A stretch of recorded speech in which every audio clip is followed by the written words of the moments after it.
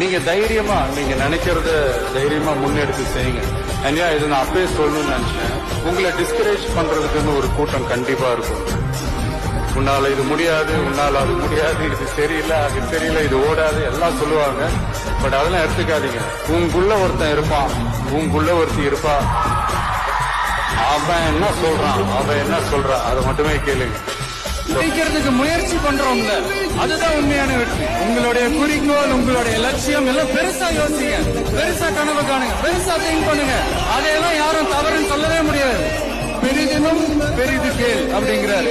அப்படி இருக்கணும் உங்களுடைய கனவுகள், அப்படி இருக்கணும் உங்களுடைய ஆசைகள், அப்படி இருக்கணும் அதுக்கான உழைப்பு. அப்படி நீங்க டிராவல் பண்ணீங்கன்னா நிச்சயமா நீங்க அடைய வேண்டிய இடத்தை நிச்சயமா அடைவீங்க. ஒவ்வொருத்தருக்கும் ஒவ்வொரு இடம் இருக்கு நண்பா, அது வேற யாருமே ஃபில் பண்ணவே முடியாது. ஆசைகள் இருக்கும், கனவுகள், இதுல என்ன தவறுகள்? நீங்க தைரியமா நீங்க நினைக்கிறத தைரியமா முன்னெடுத்து செய்யுங்க. ஐயா இதை நான்